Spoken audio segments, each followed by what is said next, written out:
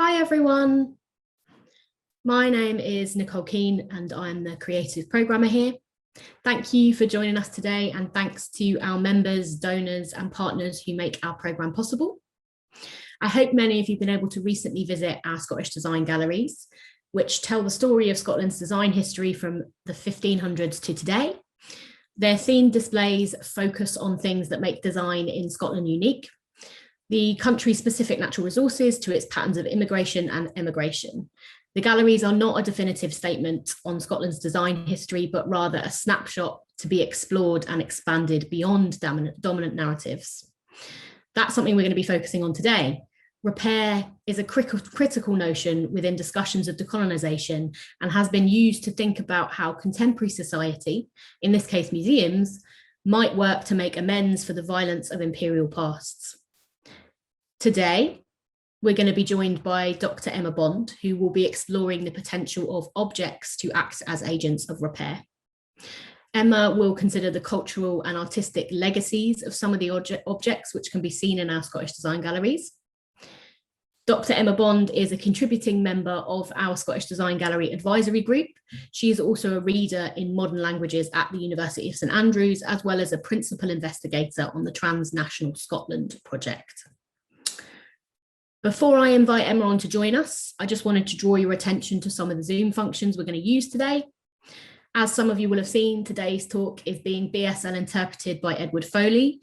You can spotlight Edward's video by using the three dots on the right-hand corner of their video box to select Pin Video.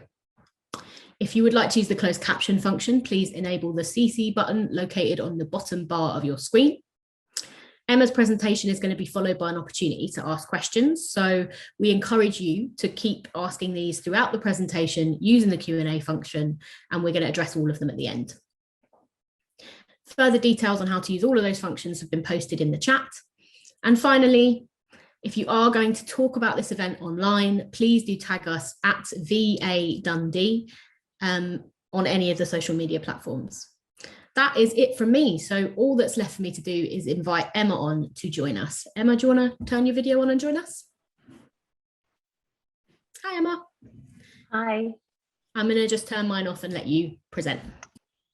Great, thank you. Thanks, Nicole. Let me share my screen. I hope you can all see that okay. So thanks again to Nicole. Thank you for Edward's BSL interpretation. Thanks to all the team at the V&A for the invitation, particularly Emma, James and Troy as well, and to curators Meredith Moore and Kirsty Hassard for help preparing the talk. Nicole mentioned that I'll be talking about the Scottish Design Galleries. I'm sure quite a few of you are familiar with them. I'm going to be talking about them as the not definitive but permanent display rooms within V&A Dundee, and taking you on a little bit of a tour of this bit of the galleries that you can see on the slide. So as you enter the Scottish Design Galleries, you encounter this cluster of displays at the start, which narrate parts of the history of Scotland's cultural and trade relations with the rest of the world. These histories are told through collections of objects that have to do with, for example, shipbuilding design, with Scottish exports to Asia, and with the varied production of the textile industries in, for example, Fife, the east coast of Scotland, and in Paisley. Now, these parts of the Scottish Design Galleries were the focus of much of the work that we did with the Transnational Scotland project with V&A Dundee. We held a workshop in the galleries and in the museum in August 2019, and we did some work thinking about how to reinterpret some of those objects, bearing in mind their imperial connections and colonial kind of legacies. But we focused very much on this sort of beginning part of the gallery, and today I want to delve a little bit further inside the galleries and focus on this remarkable full-length wall that you can see now, that backends the first room in that gallery and provides quite a complex backdrop to the objects and the displays that I mentioned at the start. Now, the wall's known internally as the Inspiration Wall. That's not an official title, but it's a title that I like, so we'll come back to it. And it provides a home for a sequence of objects that represent themes such as material innovation and vernacular traditions. In today's talk, I'll show how many of the objects that are part of that wall actually provide an additional layer of inspiration to that which was originally intended in its design. I'll try and show how I think these objects indicate pathways towards reparative readings in Scottish design galleries, in which objects can function as potential agents of repair. Now, it's important to mention that this isn't an attempt to redeem objects or to separate them from any uncomfortable elements in their biographies, but it's more a speculative journey that seeks to find joy in contemporary creative rereadings of them that I think hold the potential for repair. There's a detail of the wall there which shows you the kind of complex layered composition. Now, my own inspiration here for the theme of repair is the visible mends on one of the objects on display in the Inspiration Wall. The object is an item of fine cream wool knitted underwear, known in the Victorian era as combinations, since they combined a chemise and briefs into a single article. This is a beautiful example, as you can see. Its neckline and its armholes are edged with fine lace and satin ribbon. It was made by Elliott of Hoyk in 1906 in their new unshrinkable wool design that traded as Ellico. And I guess this is the material innovation that's being highlighted in the design galleries. It was part of the wardrobe of Miss Heather Furbank. Furbank's entire wardrobe was acquired by the V&A in 1957. And we know from the label that she bought it in the woven goods department of the Marshall and Snellgrove department store on Oxford Street in London. Now, today I'm not going to focus on tracing possible imperial or colonial elements to the textile industries of the borders, although I found it fascinating that even in the times that Furbank's combinations would have been manufactured, wool was being imported to places like Hoyk from as far away as Australia, New Zealand, and South America. And a recent Historic Environment Scotland report on the built heritage of Hoyk states that as a direct result of this importation of wool, exotic plant species can now be found on the tributaries of the River Tweed. What interests me here instead is what this visible mend adds to the object and how it can help us to alter the way that we read objects for their histories within museum settings. And here I'm inspired in great part by the French artist Kada Attia, who sees repair as a way to challenge conventional ideas about values of wholeness and injury, authenticity, belonging, and otherness. In his work, The Repair from Occident to Extra-Occidental Cultures in 2012, Attia juxtaposes images of ritual scarification in some traditional African cultures with what were known as at the time as the broken faces of injured French First World War soldiers.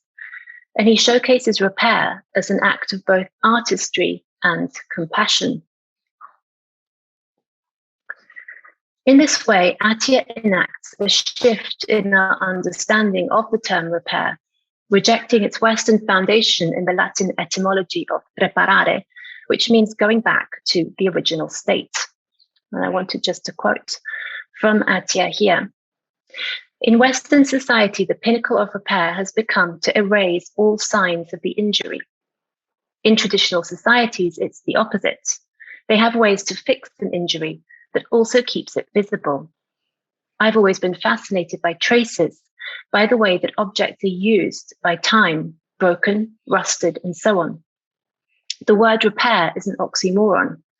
Every repair is entangled with the injury. You cannot separate the two.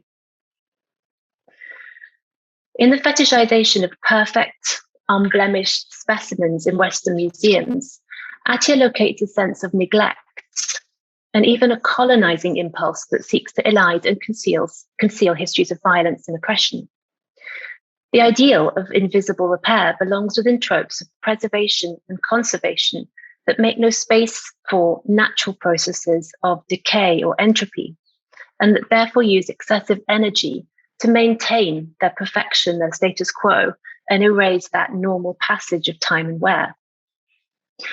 Attia asks us to look afresh at things that have been cared for and valued so much that they are selected for repair rather than discarded. There's something extremely personal and personalizing about repair and about the material signs of mending. As Emily Cockayne puts it in her recent dazzling history of recycling, and I quote, "Repaired objects are not only relics of the past, they each contain the history of their own survival." The mended combinations on display in the Scottish design galleries prompt me to suggest how we might enact alternative reparative readings of objects on display in museums as a counterpoint to more usual tropes of critique. And I'm using that word critique specifically because when we did the Transnational Scotland workshop, one of our prompts was to come in and to critique the gallery, which was a very useful exercise. But I wanted to circle back to it and think about a different way of approach. Now, I'm borrowing this notion of reparative reading from Eve Kosofsky-Sedgwick's famous 2002 essay, brilliantly titled Paranoid Reading and Reparative Reading, or You're So Paranoid You Probably Think This Essay Is About You. Paranoid readings seek to uncover and expose the negative. They're looking for faults. They're also adverse to surprises, so they end up being quite fearful and defensive. Yet, exposing a wrong doesn't solve it, it only makes it visible. So Sedgwick asks us to consider what knowledge does rather than what it is, and what benefits or pleasures pursuing, having, and exposing knowledge might hold.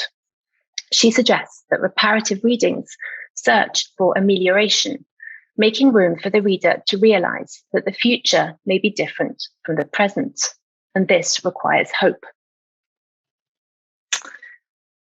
Hope, this is the first quote on the side.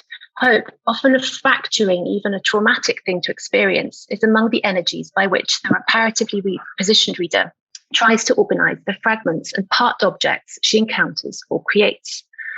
And hope is traumatic there, I think, because you have to put your faith in something, right? If you hope, and that hope might well be disappointed.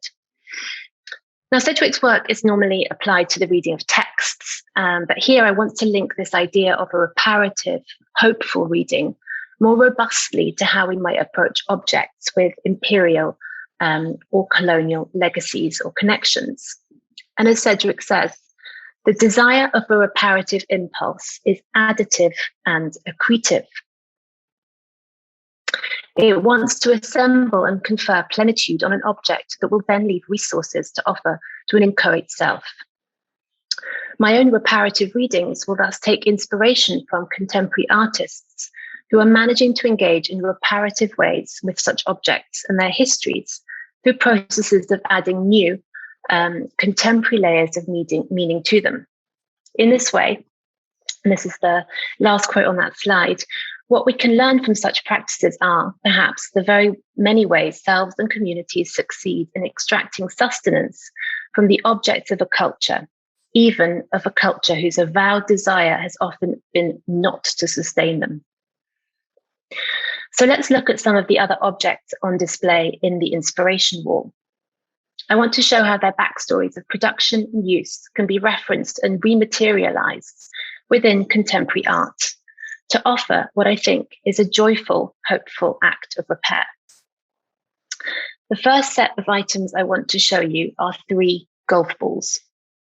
A feather golf ball from 1840, a gutta percha ball from 1850, and a white kernel rubber core ball from 1910. And these are labeled 1 to 3 on the slide. And in tandem with these 3 golf balls, I want to consider an exhibition called Transparency, which was held in 2019 at the new premises of the Edinburgh Printmakers in the Fountain Bridge area of West Edinburgh. It was a joint exhibition of the artists Hardeep Pandal and Alberta Whittle. Housed in a former silk factory, which then became the site of the North British Rubber Company, the architectural heritage of the setting for the exhibition became a primary point of response for the artworks on display. Both artists worked to unpack those multiple meanings of the title, transparency, to include the physical layers of the printmaking process, an opening up of material to public scrutiny, and a sense of invoking the building's history as a present-day testimony to Scotland's colonial past. Now, the kind of goods manufactured in Scotland with raw materials produced in the colonies, goods refined in Scotland, bought and sold in Scotland, and then traded back across the globe, have all had meaning-making effects on the everyday lives of Scots. These effects persist today, although their complex histories have sometimes been erased. And I think that the kind of temporal progression through these golf balls on the slide is really interesting kind of visualization of that. One example can be located in the rubber used for these early golf balls. The rubber is intimately linked to an 11th century stone stele depicting the Hindu god Shiva and his consort Parvati, which is currently held in the collections of the museums of the University of St Andrews. The stele, made in Bengal, was a gift from Reverend James Patterson to the university's Library and Philosophical Society in 1839. Patterson was educated in St Andrews, and he spent his life as a missionary in India. But something unexpected comes up in the object listing of the museum catalogue. A chain of secondary subjects that include gutta percha, golf, and golf ball. You can probably see that if you go through the list of subjects. It turns out that the stele was packed for transport to Scotland in gutta percha, the dried rubbery sap of the Malaysian sapodilla tree, and that its recipient, Dr. Robert Adams Patterson, experimented with heating and reforming the rubber to make golf balls that were known at the time as gutties.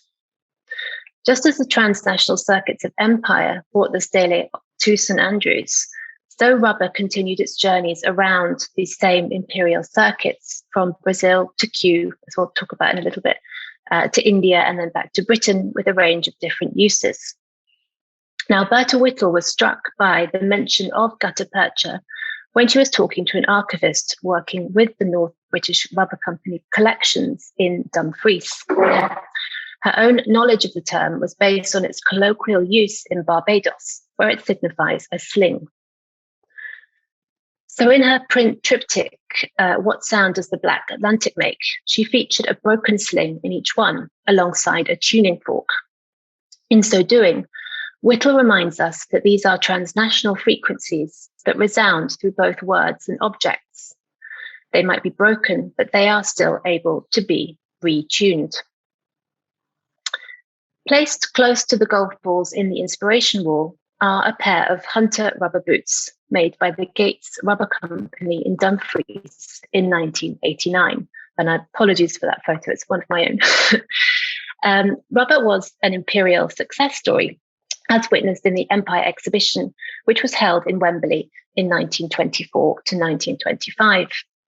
The exhibition was a visual display of the reach and wealth of British imperial industry and culture across the world. One of the star exhibits was the North British Rubber Garden, which you can see next to the boots on that slide. It's a postcard reproduction, so it's not great, but hopefully it gives you an idea of the garden. So this rubber was in part processed at Castle Mills, which is now the site of Edinburgh Printmakers, and it was also known as India rubber. But rubber wasn't initially grown in India. Up to the 19th century, the main sources of rubber were the South American countries of Brazil and Peru. But in an audacious act of international biotheft, in 1876, British explorer Henry Wickham smuggled 70,000 Amazonian rubber tree seeds from Brazil and delivered them to Kew Gardens in London. Although only 2,400 germinated, this allowed seedlings to be exported to the British colonies of India, Sri Lanka, Singapore, and British Malaya. Once cultivated and harvested, raw India rubber was brought back to Britain, to factories such as Castle Mills. Built in 1856, at the peak of its activity, it covered 20 acres of space and employed 8,000 people manufacturing items such as car tyres, hot water bottles, golf balls, and Wellington boots, later supplying 1.2 million pairs of boots to soldiers in World War I. In her work for transparency, Whittle was particularly interested in using the production of boots in Edinburgh to highlight the contribution made by Caribbean servicemen to the British Army during the First World War. A total of 15,600 men fought in the British West Indies Regiment, which was stationed in France and Flanders, as well as Palestine and Jordan. As Whittle highlights, the trench boots made here connect with who was in the trenches. Objects such as Wellington boots and golf balls thus connect up multiple layers of time, space, and memory, and the places of their manufacture, such as Edinburgh's Castle Mills, are sites where transnational meaning sediments. The second item I would like to focus on from the inspiration wall is a length of furnishing fabric woven onto reversible jacquard cotton called cypress. The fabric was designed by the American-born artist and textile designer Marion Dawn in 1936. Dawn had moved to Britain in 1923 at the age of 27, and she enjoyed considerable success in Britain until the Second World War forced her back to the United States in 1940. Dawn designed soft furnishings, particularly rugs and carpets, for high-end hotels such as Claridge's and the Savoy, and for elegant sea liners such as Cunard's Queen Mary. She was also highly respected as part of the modern art movement, espousing its principles that designs must be capable of improving the material conditions of everyday life. Cypress is a typical Dawn design of the late 1930s, when she's moving from more abstract to more representational work. And it features three of her favorite motifs: ionic pillars, lines of bird in flight, and ivy trails. The colorway in the sample on display in the V&A Dundee is a striking combination of white, blue, and cream. And of course, it's striking to me that Cyprus at the time of Dawn's creation is a colonial space. It was a British Crown colony that only achieved independence in 1960 and has then been subject to strife with kind of conflicting nationalisms between Greece and Turkey, and is currently partitioned.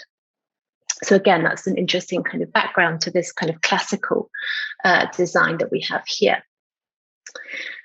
And it's the colours that interest me particularly in the V&A sample, although other colourways are available in sample books held in the textile archives of the Heriot Watt Borders campus in Galashiels, just 17 miles north of Hawick. As the Tweed mills in the Borders began to close in the 1950s, the principal then of the Scottish Woolen Technical College, James Martindale, began to collect records of the local industry, as well as centres of production further away, such as Dundee and Paisley. Indeed, Cypress was made by Dawn for the Donald Brothers Company, who were based in Dundee. They had their premises on the Old Glams Road. The company grew out of the town's jute industry. They had been active making canvases for sacks and for sails. After the decline of the jute industry, the company's fortunes were revived by one of the brothers, Francis James Donald, who returned to Dundee in 1900 to take over the firm, having run a tea plantation in India. Again, I don't want to focus on that particular colonial angle of the story today. Indeed, there would be many to unpick also in relation to where Dawn's furnishings were used.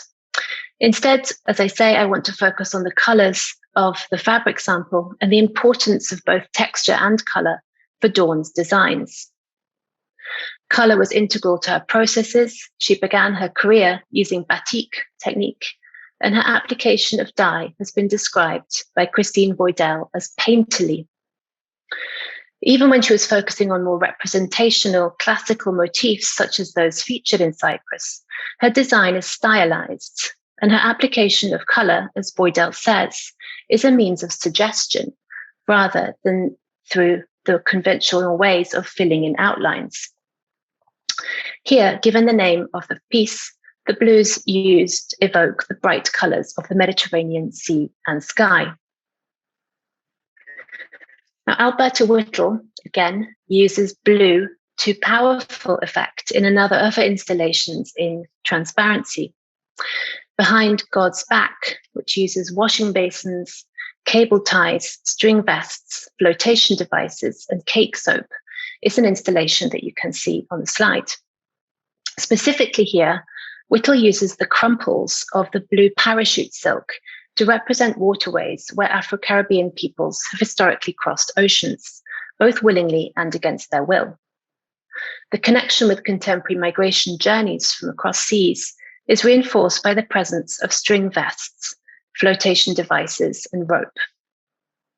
The blocks of Jamaican blue cake soap can be used for laundry, but as Whittle notes, are also used in the Caribbean to lighten the skin. These objects are contemporary, yet they serve as pathways into colonial and imperial histories through their racializing implications. They hold stories and values that have morphed and changed over time, and that change further as they move transnationally over borders. In the same way, museum objects hold the potential to tell us the stories of people who have made them, used them, collected them, or acquired them, and they connect these stories up with the life experiences of the people who display them and who view them today. And they help us to reinterpret large-scale histories too, as Cooper, Patterson, and Wanhalla remind us, because a single object may tell many stories. Object histories can usefully complicate interpretations of the major drivers of historical change, such as colonialism or migration. Things also gain meaning through their juxtaposition with other objects in heritage, museum, and personal collections, much in the same way as they do in art installations. Whittle's arrangement of soap, washing basements, and parachute silk is meant to recall the location of the original site of Edinburgh printmakers, which was a former washhouse or old steamy at the top of Leith Walk on the other side of Edinburgh to Castle Mills. Yet for the artist, the juxtaposition also combines to evoke the story of the constant erasure and whitewashing of Black and Caribbean histories in Britain. In a similar vein, new multimedia work by Zimbabwean Scottish artist Sekai Machache has forged a space where the presences of the African diaspora are reinscribed within Scottish landscapes, and is also characterized by her engagement with the colour blue. Machache's project, The Divine Sky, was on display between the 29th of July and the 18th of September this year at Still's Photographic Gallery in Edinburgh. A series of ink drawings, fabric dyed with indigo pigment, a blue patterned robe, which is entitled Blue of the Horizon, and a feathered headdress and a narrated film all use the colour blue as a cultural denominator. For this work, Machache was inspired by methods of indigo production in Africa and the ubiquity of the blue willow China pattern, as if blue were a portal to histories of colonial trade, exploitation, and cultural appropriation, as Greg Thomas writes in the online magazine Aesthetica. It's the film, Profound Divine Sky, that offers a route outward from these histories towards potential curative reparation. In the film, the artist wears the ceremonial robe, co-created with textile designer Fiona Catherine Powell, and she walks through the ancient peat bogs of Frosinard in the flow country of the Northern Highlands. She carries a vessel patterned with blue willow and pours water into the already saturated landscape. The figure splits into various spectral shadows on the screen, reminding us of the multiple spaces of belonging occupied by persons of the diaspora. The impetus is to find meaning in the act of making something new, to use combined histories and mythologies as a form of resistance to racism and exclusion, to perform healing through acts of reclamation. The flow country is a space where the potential for ecological healing is folded into a narrative of post-colonial and environmental cosmic repair. Spanning 4,000 square kilometres of blanket bog, the flow country is a model for climate change mitigation. Peat locks up large stores of carbon for thousands of years. It also has a long memory, building a slow, granular world which faithfully catalogues social and climatic events across the Holocene, as Ellie Howard describes in an article for BBC Travel in August 2020. And there's a quote from that article on the slide. Among other discoveries, researchers have found fossilized pine stumps dating from 4,500 BC, remnants of an ancient forest that the Romans later called the Great Wood of Caledon, a Celtic war horn from the 1st century, and car exhaust particles from the 20th century. Bordering Caithness and Sutherland counties, the flow country also holds traumatic memories of the Highland clearances, expulsions that also led to emigration, often to the British colonies abroad, and thus to the formation of another diaspora worldwide. Blue colours the narrative of these suspended histories in the film through visual notes and the narrated sequence which enumerates a list of blues. 1, blue of nothingness. 2, a hint of blue. 3, milky blue. 4, lively blue. 5, azure blue. 6, blue of the horizon. 7, ultramarine. 8, assertive blue. 9, the divine sky. 10, light divine sky, and so on. Machache and Whittle share a vision for art and for the curation of art as a healing gesture. In an article published in Critical Arts in 2020, Alberta Whittle advocated for a philosophy of waywardness in curating, and she's referring to Saidiya Hartman's work here. Waywardness in curating privileges notions of mutual care and softness, but also of refusal born of greater self-reflection and self-care. Curatorial care work is here understood as an urgent decolonial aspiration. The object juxtapositions and multimedia assemblages that both Whittle and Machache use in their artistic practice collage together creative responses that fit with an interconnected and unstable map for methods of wayward reparative curating. And to conclude, I turn back to the inspiration wall that itself holds an eclectic, active assemblage of assorted objects, including Governcraft spice jars, ceramics that shine with Islamic luster, a poster for Roundtree Cocoa, an Allegro armchair part made from mahogany and birch. The list can go on. I relish the fact that the wall is somehow less tightly curated than other parts of the galleries. I feel that it allows visitors such as myself to make new connections, and that these connections might be more creative, less scripted than in displays that offer more guidance and more interpretation. As such, it puts me in mind of recent work on archival hermeneutics, which privileges encounters and events above an overdetermined attention to people, places, and things. Traditional archival research often resembles what we encountered in Cedric's article as a kind of paranoid reading. So thinking about sleuthing, of demonstrating mastery over your material, and of looking for findings that provide evidence for critique. What Hayden Lorimer calls make-do methods are attentive to a willingness to repair, to reconnect, to redeploy, and to retread. This is an adaptive mode of inquiry where, and I quote, peculiar and particular assemblies of stuff jog new memories and narrative threads emerge in unexpected ways by twists and turns. It is a research method that we might call cultural recycling. Similarly, Mel Patchett and Kate Foster have discussed how, although bringing seemingly unconnected materials into contact requires researchers to adopt processes of manipulation, description, and displacement, the purposeful assemblage and rehabilitation of diverse and partial historical remains holds both significant creative and political potential. And I quote, "These unorthodox archives insist upon more imaginative styles of composition and expression, and can also assist in the recovery and construction of pasts and aspects of pasts that may be veiled or suppressed by more dominant and conventional forms of historical record. Repair work does not have to imply restoration or redemption. We can perform reparative readings through our own affective encounters with objects, and we can encounter the reparative readings of others through, for example, experiencing the work of artists such as Alberta Whittle and Sekaima Chache. Make-do methods allow for creativity in reuse and recycling. They are open to gaps and to broken links. This collage work for me defines the inspiration wall, but it also provides a blueprint for an alternative way to approach other objects on display in the galleries and beyond, through the kind of reparative readings that I hope to have demonstrated today.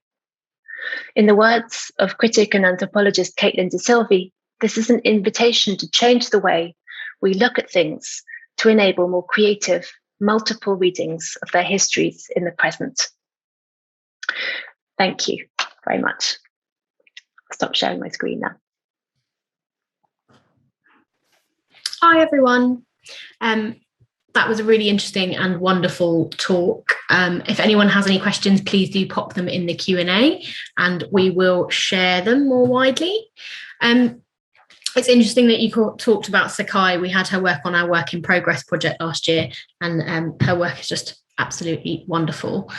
Someone's asked me about whether Alberta Whittle is working on any projects with DNA Dundee. Not at the moment, but we'd love to have her. I'm sure. I'm just waiting to see if we've got anyone who's coming in with any questions. How did you select some of the objects that you spoke about? Thanks. And again, I'm really sorry about the technical hitch in the middle there. Thank you for your patience sticking with it.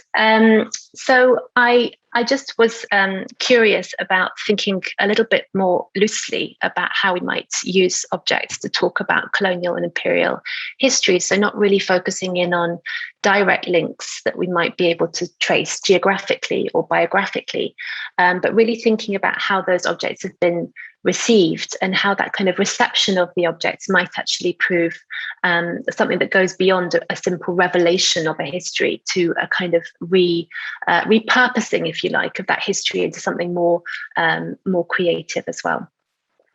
So it was kind of a difficult choice, actually, because I could have talked about any of those objects in this kind of way. I was very tempted by the spice jars, for example, because there's so many different links between the different spices that you have there. The ceramics that I mentioned with the Islamic luster was something that I paused over for quite a long time and wanted to draw in if I could. The beautiful chair that I mentioned, the Allegro chair, I was thinking a lot about how those incredible kind of strands of mahogany and birch that are so beautifully kind of softened and then twisted into shapes would have been a wonderful addition as well. But yeah, so it was a difficult choice. Yeah, we've got a couple of comments rather than questions from the audience, which I'll just kind of share. Not a question from Kirsty Mullen, just saying that Michael Palin's Brazil was on the BBC4 recently and spoke very interestingly about the theft of rubber from South America. So if anybody's interested in following that up, there's a nice tip. And then also just to say, Alberta Whittle is working with Scotland and Venice for one of their representatives as 2022. So you can check that out via Scotland and Venice. Will the collection be available digitally? Yeah, you've got a question, Emma? I was going to say, building on what Laurie was saying there, that Alberta's also doing some work with our St Andrews at the moment. On our upcoming upcoming exhibition, Recollecting Empire.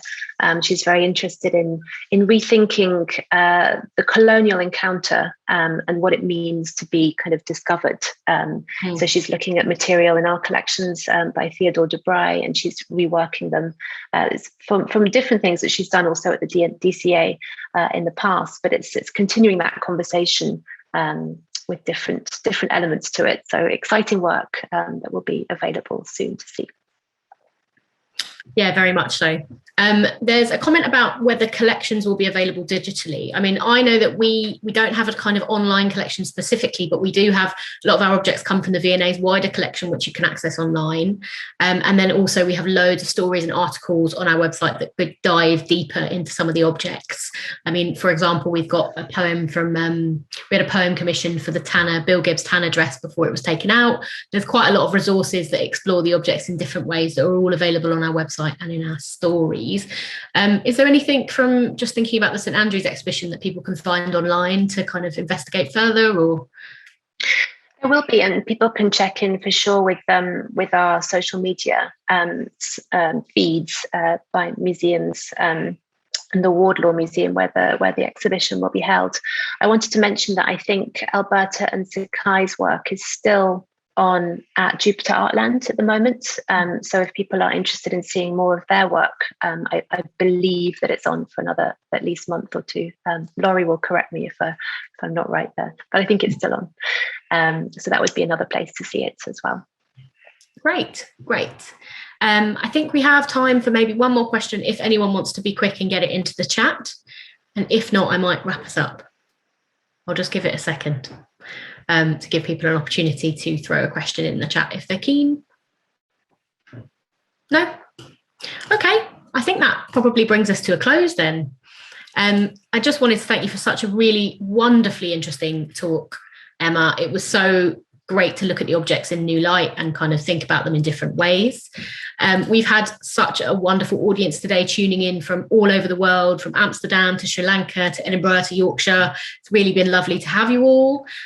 There's lots of exciting events coming up, as well as a few more that critically engage with our Scottish design galleries. Emma, I know that you're just going back to being a part of the Scottish Design Advisory Group.